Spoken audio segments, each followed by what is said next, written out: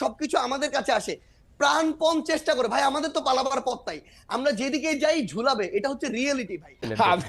আমি আপনি এমন জায়গাতে আমার নিয়ে আইলেন, এই ছেলে আমার 3 জেনারেশনের ছোট ছেলে মানুষ, তার সাথে আমি মুক্তিযুদ্ধ আদর্শ বাম ডান কিছুই থাকবে না, সব মিলেমিশে করতে হবে।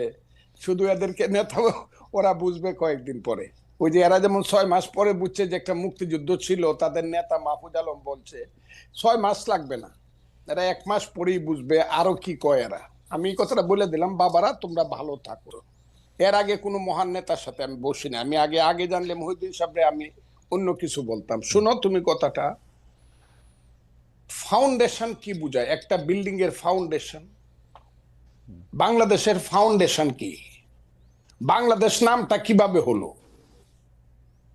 কিসের মধ্য দিয়ে বাংলাদেশ? এটা তো নামটা ছিল পূর্ব পাকিস্তান, এটা বাংলাদেশ হলো কেমনে?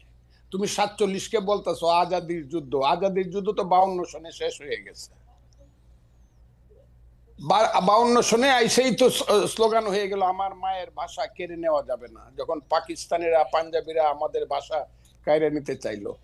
মাত্র 5 বছরের মাথায় তো সব শেষ হয়ে গেল। এরপরে 52 থেকে যে তোমার সাথে কি বলবো, 69 71, তোমার বাবার জন্ম কত সনে আমি জানি না, আরো পরে হবে, আমার চেয়ে ছোট হবে তোমার বাবা। তুমি একটা কথা মনে রাখবার চেষ্টা করো, ইতিহাস বাদ দিয়া বাংলাদেশের এই যে 62, 64, 66, 69, 71 বাদ দেয়া শুধু তোমরা এসে একটা আন্দোলনে জয়লাভ করে ফেলছো এবং আন্দোলনের মাথায় তোমরা দাঁড়াইছো। এই ফসলটা কিন্তু বপন করছে জমির মধ্যে বিএনপি সহ বিরোধী দল, বীজ ফালাইছে বিরোধী দল, চারা লাগাইছে বিরোধী দল, হালিবাজ দিছে বিরোধী দল, ধান হলুদ করছে পানি দিছে বিরোধী দল। তোমরা এসে 1 মাসে কাইটা দিছো, 1 মাসে কাইটা দিয়ে তোমরা মনে একটা ছোট প্রশ্ন করতে চাই। আপনি যাদেরকে বলতেছেন ওরা আইসা কাইটা দিছে, ওরা না আসলে আপনারা কি কাটতে পারতেন? একদম একদম, হয়তো আরো 15 দিন পরে হইতো, আরো 1 মাস পরে হইতো, কিন্তু হতো না। কে বলছে? আমার সন্তানের মতো আমি যখন ছাত্রলীগের প্রেসিডেন্ট 80 সনে, ওই সময় বুধ ও জন্মগ্রহণ করে নাই, আমি 80 সনে ছাত্রলীগের প্রেসিডেন্ট, 83 পর্যন্ত এরশাদ বিরুদ্ধে আন্দোলনের আমি প্রধান নেতা। যেদিন জয়নাল জাফর মুজাম্মেল কাঞ্চন দীপালি শাহ, আমি প্রধান নেতা, আমি একা বক্তৃতা করছি। এগুলো তো এদেরকে বলে লাভ নাই তো এইসব কথা। তুফাইল আহমদরা কারা, শাহ মুয়াজ্জেমরা কারা, নূরে আলম সিদ্দিকে মুক্তিযুদ্ধ কারা করছে? এরা কি আন্দোলন সংগ্রাম করে? এরা কি আন্দোলন করেই কইছে আমাকে মন্ত্রিসভায় নেও আর আমার কথায় রাষ্ট্র চলবো? এরা তো গিয়ে এখন গ্রামে গ্রামে বৈশা থাকে, ওই যে সমন্বয়কের নামে জেলায় জেলায় কি করতেছে তারা। এখন দল করবে, আমি তাদেরকে অভিনন্দন জানাই রাখলাম। বাবারা একটা দল করো, তোমাদের দল অনেক বড় হোক, সব মানুষ তোমাদেরকে ভোট দেখ, তোমরা মানুষের কাছে যাও, গিয়া তোমরা দেশ চালাও। কিন্তু আমাদেরকে নিয়ে, আমাদের মুক্তিযুদ্ধ নিয়ে কটাক্ষ করিয়া যা ইচ্ছা তা বলবা যে আমরা মাপ চাইতে হবে, এখন মুসলমানরা আল্লাহর কাছে মাপ চাইতে হবে, মুক্তিযুদ্ধের যে কথাটাও আমাদেরকে সহ্য করতে হবে, এবং এই কথার পিছনে জামাত ইসলাম নাই, এটা আমাকে ধরতে হবে। এটা কে বলছে? জামাত ইসলাম সব কিছুর পিছনে আছে, যেখানে তোমরা বলো শিবির আছে সমস্ত কিছুর পিছনে। তবে একটা কথা তোমাদেরকে বলি, এই দিন কিন্তু দিন না, this is not the last. এই মুভমেন্টে লাস্ট মুভমেন্ট না, কিন্তু এই গেমটা কিন্তু ফাইনাল গেম।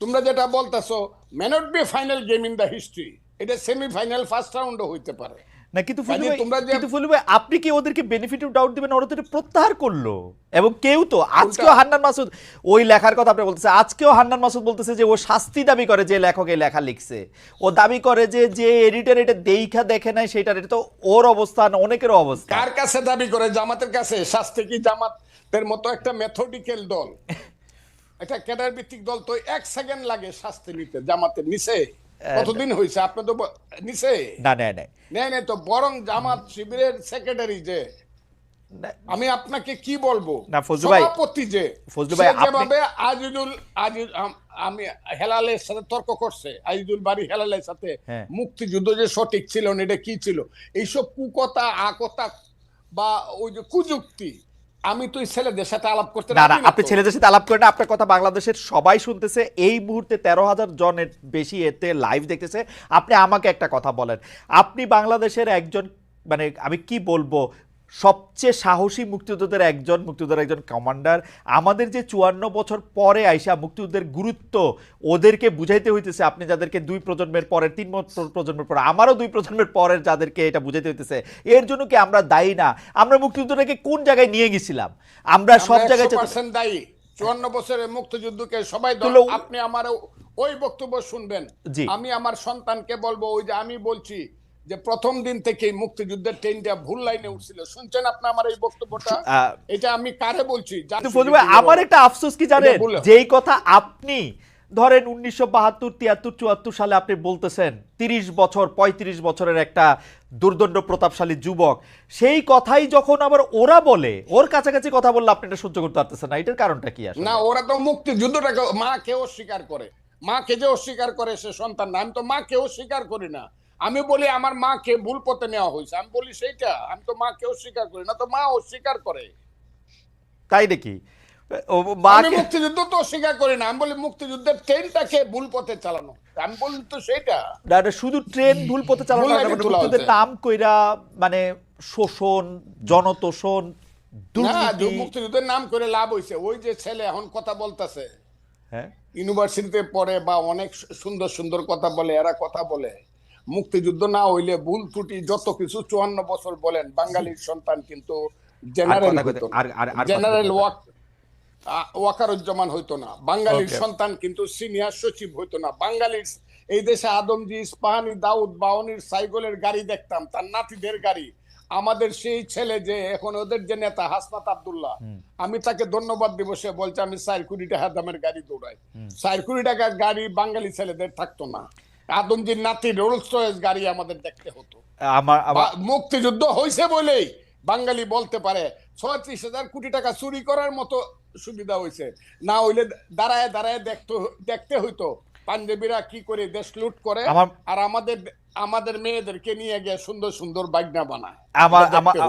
মুক্তিযুদ্ধ সবটা খারাপ এই কথাটা আমি বলবো না। আমার মনে যে ভুল হয়েছে, কিন্তু মুক্তিযুদ্ধ সবটা খারাপ। মুক্তিযুদ্ধ হওয়ার ফলেই বাংলাদেশ নামে একটা দেশ হয়েছে, বাঙালি জাতির একটা রাষ্ট্র হয়েছে। বাস দ্যাটস অল। আমি আপনাকে শেষবারের মতো আসবো 1 মিনিটের একটা প্রশ্ন করার জন্য। সেই প্রশ্নটা হচ্ছে এরকম যে আপনি বাংলাদেশের রাজনীতির, যেটা আমি প্রথমেই করেছিলাম, যে 54 বছরের মধ্যে কোন সময়টা বাংলাদেশ রাষ্ট্র হিসাবে মুক্তিযুদ্ধের আদর্শে পরিচালিত হয়েছে বলে আপনি মনে করেন? আমি বলি তো সেইটা। শুধু ট্রেন ভুল পথে চালানো না, মুক্তিযুদ্ধের নাম কইরা মানে শোষণ, জনতোষণ, দুর্নীতি। মুক্তিযুদ্ধের নাম করে লাভ হয়েছে। ওই যে ছেলে এখন কথা বলতেছে, হ্যাঁ, ইউনিভার্সিটিতে পড়ে বা অনেক সুন্দর সুন্দর কথা বলে, এরা কথা বলে মুক্তিযুদ্ধ না হইলে ভুল ত্রুটি যত কিছু 54 বছর বলেন, বাঙালির সন্তান কিন্তু জেনারেল ওয়াকারুজ্জামান হইতো না, বাঙালির সন্তান কিন্তু সিনিয়র সচিব হইতো না, বাঙালির এই দেশে আদমজি, ইস্পাহানি, দাউদ, বাওয়ানির সাইকেলের গাড়ি দেখতাম, তার নাতিদের গাড়ি। আমাদের সেই ছেলে যে এখন ওদের যে নেতা হাসনাত আব্দুল্লাহ, আমি তাকে ধন্যবাদ দিব। সে বলছে আমি 4 কোটি টাকা দামের গাড়ি দৌড়াই।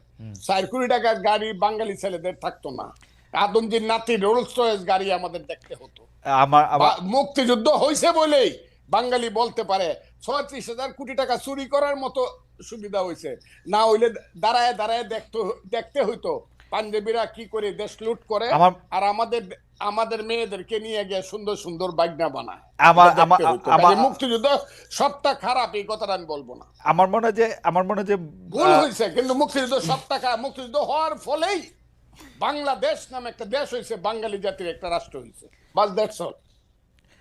আমি আপনাকে শেষবারের মতো আসবো 1 মিনিটের একটা প্রশ্ন করার জন্য। সেই প্রশ্নটা হচ্ছে এরকম যে আপনি বাংলাদেশের রাজনীতির, যেটা আমি প্রথমেই করেছিলাম, যে 54 বছরের মধ্যে কোন সময়টা বাংলাদেশ রাষ্ট্র হিসাবে মুক্তিযুদ্ধের আদর্শে পরিচালিত হয়েছে বলে আপনি মনে করেন? সেই সময়টা হলো 10 এপ্রিল থেকে 16 ডিসেম্বর 1972 সন, মানে মোটামুটি ভাবে। হ্যাঁ, 10 এপ্রিল 1971 সাল থেকে 10 এপ্রিল 1971 সাল থেকে 71 না, 10 এপ্রিল 1972।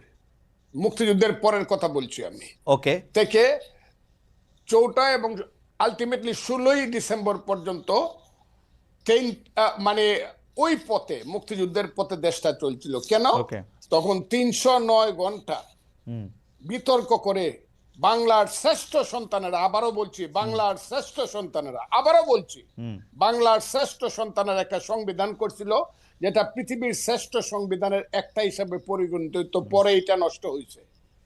এই সংবিধানটাকে আবার আমার মাসুদ বাবারা এইটা একদম এটা কি বলছে, কবর দিয়া দিতে চায়। বিরোধিতা তো একটু এমনি করি না, এই শ্রেষ্ঠ ওই সময়টা 16 এর পর থেকে যা হয়েছে, 16 ডিসেম্বরের পরে 7ই মার্চ আসছে, 73 ভোট হয়েছে 39টা সিটে। ওই সরকারের আমলেই 39টা সিটে আমার মনে যায় এই ফজলু ভাইয়ের কথা শোনা খুবই, মানে কি বলবো, খুবই আকর্ষণীয়, খুব চমৎকার, শুনতে ইচ্ছা করে শুধু, কিন্তু সময় নাই, আমাদের শেষ করতে হতেছে। কিন্তু 72-এর সংবিধানটা আপনি সত্যি পৃথিবীর সর্বশ্রেষ্ঠ সংবিধানগুলির একটা মনে করেন? সর্বশ্রেষ্ঠ বলে নাই তো, সবচেয়ে ভালো সংবিধানগুলি, সবচেয়ে ভালো সংবিধানগুলি একটা না, শ্রেষ্ঠ সংবিধান একটা। আচ্ছা, শ্রেষ্ঠ সংবিধানের একটা, ওই 70 অনুচ্ছেদ থাকা সত্ত্বে প্রধানমন্ত্রীর কাছে 70 অনুচ্ছেদ আমি আপনাকে বলি, 70 অনুচ্ছেদ তখন বাস্তবতায় তো এটা তো অনেক সময় লাগবে। 70 অনুচ্ছেদ তো হইলে 54 কে 55 কে 56 সনে ওই যে এমপি এমএলএ হইয়া ভোট কেনাকাটা করে যেভাবে প্রতি 24 ঘন্টায় একবার সরকার বদল হইতো, সেই তিক্ত অভিজ্ঞতা থেকে কিন্তু 70 না, এটা আপনারা বলেন বহুবার, এটার বহু রকম রেমেডি সারা পৃথিবীতে আসে, আপনারা ওইটার দিকে আপনারা জান নাই। যাই হোক, আমার কাছে 70 আমি সমর্থন করি না। আমি 72-এর সংবিধানে ফজলু, আপনি খালি 72-এর সংবিধানে আপনার সাথে আমি আলাদা করে একদিন কথা বলবো না।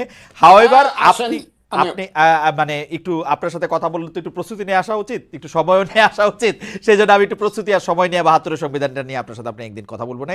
কিন্তু ফজলু ভাই একদম চমৎকারভাবে বলছেন যে উনি মনে করেন বাংলাদেশ মুক্তিযুদ্ধের চেতনার পথে ছিল হচ্ছে 1972 সালের 10ই এপ্রিল থেকে 4ঠা ডিসেম্বর পর্যন্ত, অর্থাৎ যতক্ষণ পর্যন্ত গণপরিষদ 16 ডিসেম্বর পর্যন্ত, 4টা নভেম্বর, হ্যাঁ 16 আপনি 16 ডিসেম্বর পর্যন্ত মনে করতেছেন, তাই তো? বলছি কারণ 16 ডিসেম্বরে গিয়ে এটা কার্যকরী হয়েছে। ওকে, 16 ডিসেম্বর পর্যন্ত কার্যকরী হচ্ছে, আর বাকি সময়টার ক্ষেত্রে তিনি সেটা মনে করেন না। আমরা একটু প্রশ্নটা একটু এক্সটেন্ড করি। আপনারা যে রাজনীতির মধ্যে দিয়ে যাইতেছেন, আমি বাংলাদেশের এই রাজনীতি দিয়া গত 30-32 বছর যতদিন পর্যন্ত এগুলো আমি অবজার্ভ করি, দেখছি যে আওয়ামী বিএনপি যে পথে হাঁটতেছে, আপনারা এই একই পথেই হাঁটতেছেন, ওইটারই আপনারা রাজনীতি মনে করতেছেন।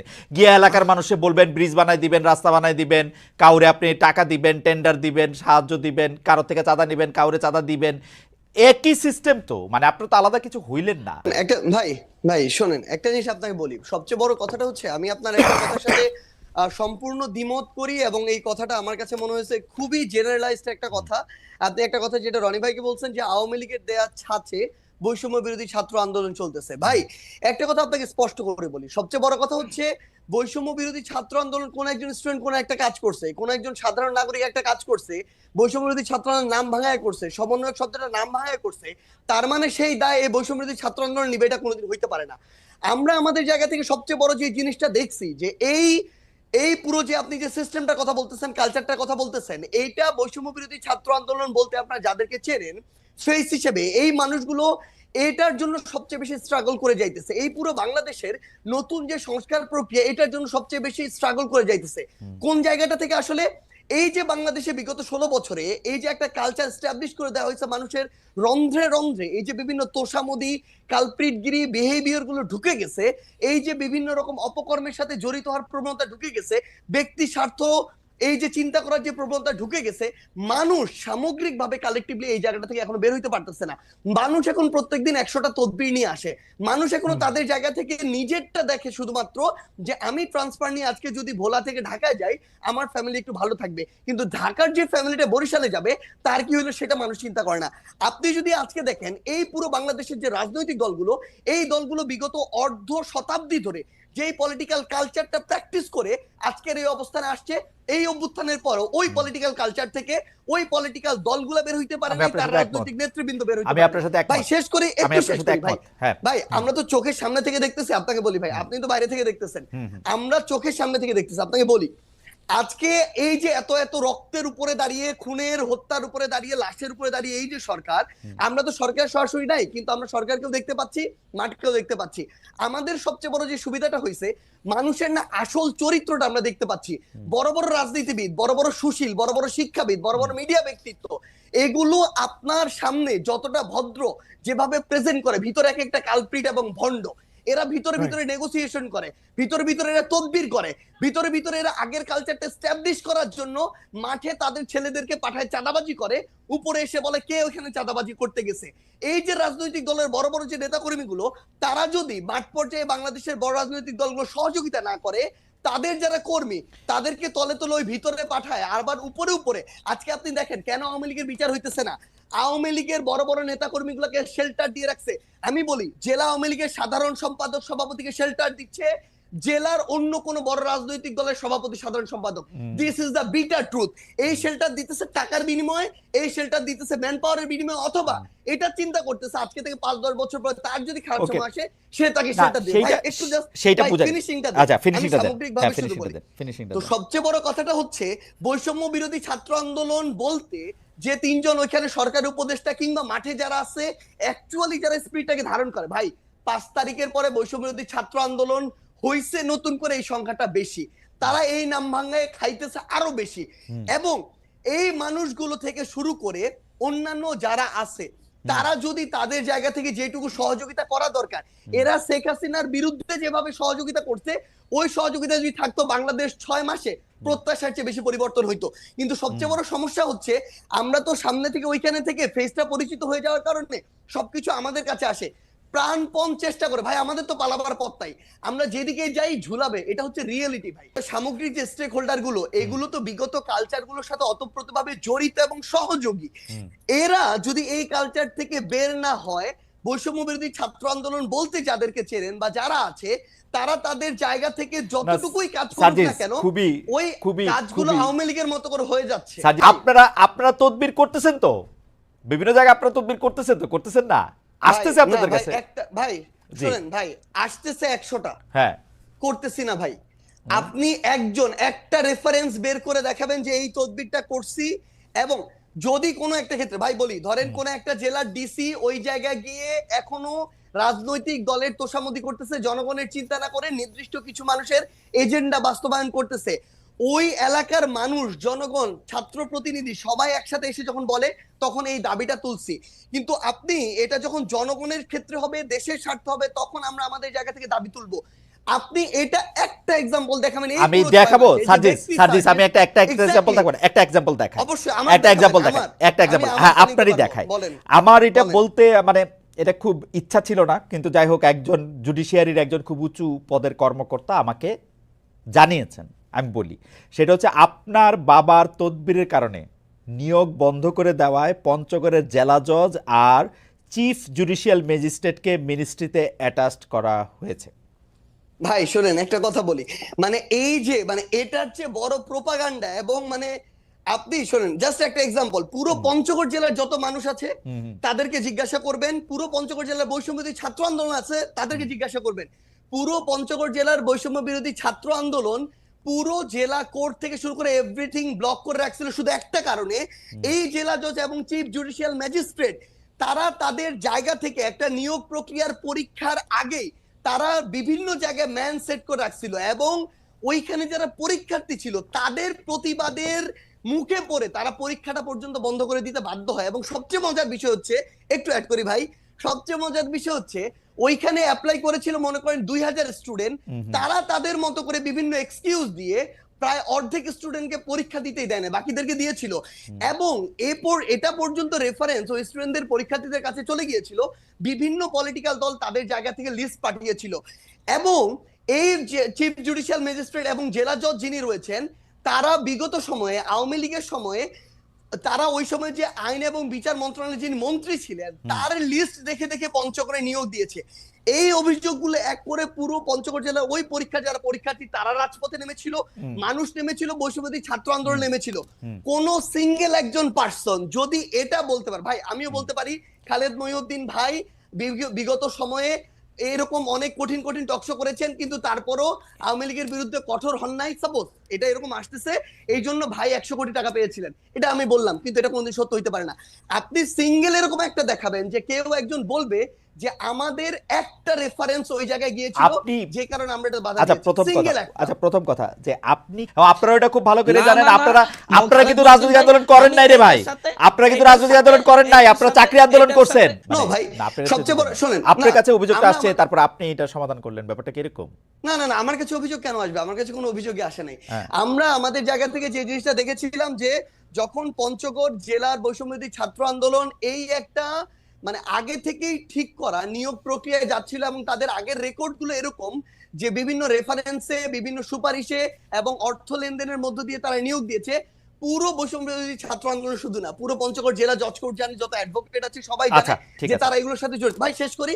তো তখন যখন তারা এই আন্দোলনে নামে, সেই জায়গার জেলা প্রশাসক থেকে শুরু করে জেলা পুলিশ সুপার এবং অন্যান্য যারা, ইভেন আইন এবং বিচার মন্ত্রণালয়ের যারা যিনি দায়িত্বে রয়েছেন সচিব হিসেবে বা অন্যান্য হিসেবে, তারা তাদের জায়গা থেকে এই বিষয়টি শুধু আমাকে বলেছিল যে এইটুকু যেন দেখা যায় যে স্টুডেন্টরা যেন ওখানে ভাঙচুর না করে বিচারিক প্রাঙ্গণে, সেই জায়গাটিতে।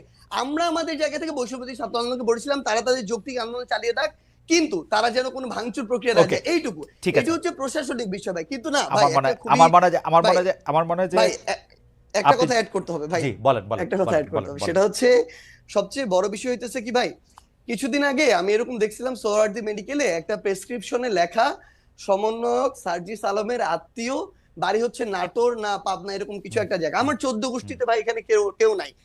এখন অল্প কিছু নাম যেহেতু সবাই জানে, এই নামগুলোকে বিভিন্ন ভাবে ব্যবহার করা হয়। যখন দেখতেছে তার প্রত্যাশিত কিছু একটা হচ্ছে না, তখন যাকে তার সন্দেহ হচ্ছে তার বিরুদ্ধে এরকম এলিগেশন দিয়ে দিচ্ছে। Okay. কিন্তু এটা যখন ভাই ভাই একটা জিনিস শুধু হ্যাঁ। বলি, এটা যখন আপনি আপনার জায়গায় এরকম, আপনি ভাই আমাদের কাছে অনেক রেসপেক্টেড, একদম সোজা বাংলা কথা বলি ভাই। সো সেই জায়গায় যখন এরকম মানে এরকম একটা কথা চলে আসে, কেউ একজন বললো ওইটা এরকম একটা মেইন স্ট্রিম জায়গায় চলে আসে, এটা খুবই অপ্রত্যাশিত। আর আপনাকে যদি অফিসের কথা এবং এই কথাটা বলি ভাই, আমি আমার জেলায় এ পর্যন্ত 8000 কম্বল দিয়েছি ভাই। এই টাকাটা কোনো চাঁদার টাকা না। এই 8000 কম্বল আমি যদি ওই মানুষগুলোর সাথে যোগাযোগ করে না নিতাম, ওই মানুষগুলো অন্য কাউকে দিত।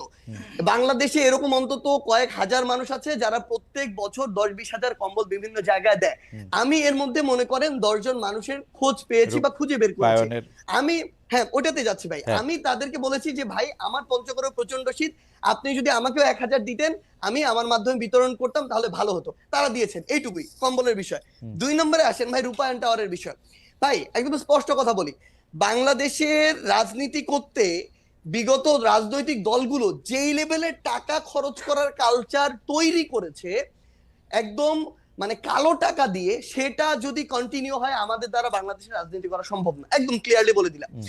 আমরা আমাদের জায়গা থেকে ভাই একটা ফাউন্ডেশন করার প্রসেস অলমোস্ট শেষের দিকে। এই ফাউন্ডেশনে ওপেন ফান্ডিং হবে দেশের এবং দেশের বাইরের। আমরা আমাদের জায়গা থেকে আমাদের ম্যানিফেস্টো তুলে ধরবো পুরো পৃথিবীর মানুষের সামনে।